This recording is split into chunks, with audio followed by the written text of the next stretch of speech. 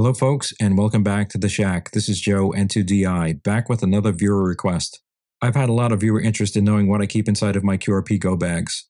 My longtime viewers know that I keep each one of my QRP rigs in its own bag with its own accessories, so it's completely self-contained, all the way down to the CW key and the battery. I also keep my portable antennas in their own bag too, so I can grab any rig and any antenna, and I'll have everything I need to operate.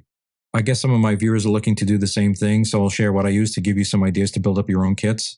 I'll be honest, most of the accessories I have in these bags you can find on Amazon for less than $20. The thinking there is if I step on and crush my earbuds or something like that, well then I just burned a $10 bill and not my Bose headset. So today I'm going to show you my QMX Go Kit and my SW3B Go Kit. So if you're curious to see what's rattling around my Go bags, then let's get started.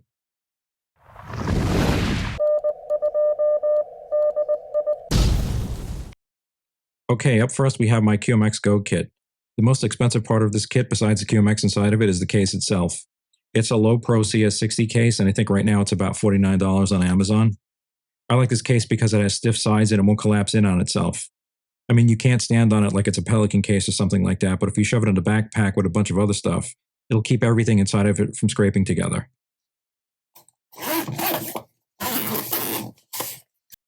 Let me show you the inside of it, and then I'll pull everything out one at a time to show you what I have. It's got a nice little pocket up here so you can keep accessories up there, and some divisions in here. So now I'll take everything out one at a time so you can get a close-up view of it. Okay, so on my QMX here we have a 3D printed case. I'll link this in the description below, just in case you have a 3D printer and you want to print one for yourself. You have to print the knobs separate from the case and glue them on, but it works pretty good. Then next, obviously, we have the QMX. This is the mid-band one. Next, to power the QMX, because it has very specific power requirements, I use this INIU ED battery bank. This battery bank costs like $21 right now, and I think it's great because not only can you use it like a regular battery bank and charge your cell phone, since it's a power delivery battery bank, you can plug in a special trigger cable that will output a higher voltage than the standard battery bank. So I use this 12-volt trigger cable. This cable has a USB-C connection on one side, and conveniently on the other, it has this barrel connector that fits into the QMX. Now, since this is a special trigger cable, once you connect it to the battery bank, it's going to output 12 volts, which is perfect for the QMX.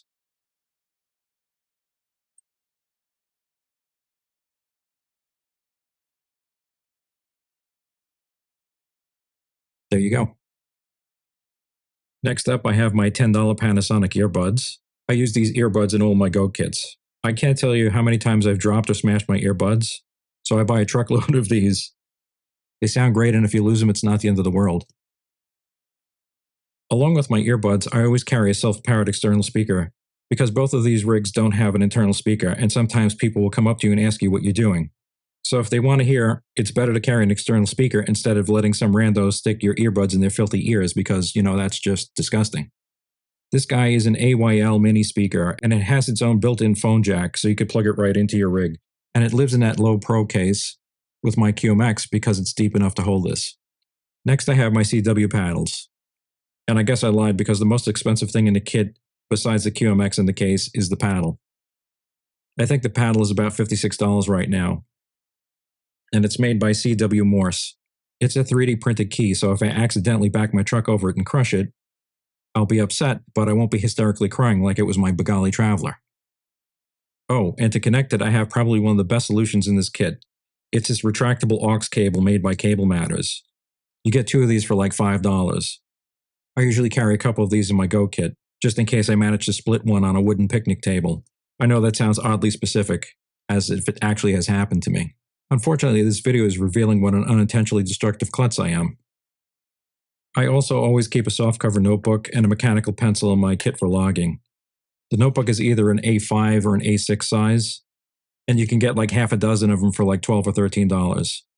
And that should last you a long while unless your significant other steals them to write notes so she doesn't forget things, and then forgets where she put her notebook and steals another one. So they should last a while if you don't have that problem. And I always use a mechanical pencil because, unlike other YouTubers, I actually make mistakes. Okay, so that's everything I have in my QMX Go kit. and it all fits conveniently in this pouch. Okay, on to my next Go Kit, the SW3B. Okay, this next kit holds my SW3B, and it's probably one of the first QRP Go Kits I put together after my KX2. I actually would take this to work and try to operate for an hour at lunchtime instead of eating lunch, because I learned that it's impossible to send the signal report while you're holding a sandwich at the same time. Anyway, this case is a MOSISO electronics organizer case. I have no idea if I'm saying that right. It's one of those oddly named products you find on Amazon, but the size is just perfect. It slides into your backpack like a thick book or something. And if you're too young to know what a book is, it's like an iPad that can only tell you one story. What I like about this case is that it has this flap in the middle of it to keep stuff from scratching together. Again, the notebook and the mechanical pencil for logging. And that's everything packed in. So now I'll pull all that stuff out one at a time. So up first, we obviously have the SW3B. Even though I have a QMX, I love this radio. I still use it today. It's such a fun radio to operate. Next to that, I have my famous $10 Panasonic earbuds. Then there's the power cable that comes with the rig, with a ferrite bead that's conveniently wrapped around it. And here's probably the most expensive thing in the kit. It's my Bioenno 3 Ah battery. I think this is the first Bioenno battery I ever bought. I have no idea how old it is. It's probably close to 10 years by now, and it works as well as the day I got it. It's probably the reason why I own so many Bioenno batteries today. Since it's a lithium iron phosphate battery, it puts out closer to 14 volts, but the SW3B can handle that. It will actually put out an extra watt or two at that voltage. I think the battery goes for around $61 right now, but it was a great investment. For the external speaker, I have this. This is a mini portable speaker with a built-in 3.5mm or 1/8" jack. You could just switch it on and plug it right in, and it works great. For the CW key, again, it's my CW Morse paddle. And my retractable aux cable from Cable Matters. Now up next, I got a couple of other honorable mentions from other kits that will save you some money, so stick around. Alright, these are the two honorable mentions that I want to cover before I go. The first one solves a specific problem. If you have a CW key with magnets in its base, and you need something metallic to stick it to so it doesn't move around while you operate, then get one of these. This is a steel bench block. If you're a machinist, then you already know what a bench block is, but if you're not, it's meant to be used, well, kind of like an anvil, I guess. Anyway, if you try to get a base from a company that manufactures CW keys, well then a 3-inch square block of steel that's maybe a 1/2 inch thick will cost you a ridiculous amount of money for a little slab of steel. It's infuriating to me. Instead, get one of these bench blocks from Amazon. It's like $10 instead of dumping like 60 or 80 bucks in a little piece of metal. I mean, it's literally a block of steel. It's not gold. I don't understand what the cost's for. Anyway, they're sold as bench blocks for jewelry or craft makers. They're like $10 and they come with this rubber base, which is great because it keeps them from sliding around.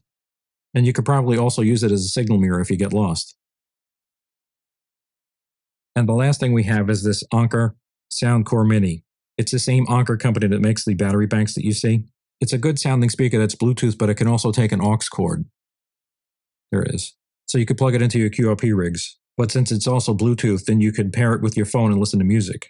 You know, to calm you down after you see the price of CW key bases. Anyway, it's larger than the other speakers that I showed you, but the upside is it's got a bigger battery in it so it lasts longer. Okay, folks, so I guess those are a few of my favorite things, other than raindrops and roses and whiskers and kittens, I guess. I hope you found this helpful. If it was, please let me know in the comments. So from the Shack of Joe, November 2 Delta India, I wish you all good health and 73. Bye-bye.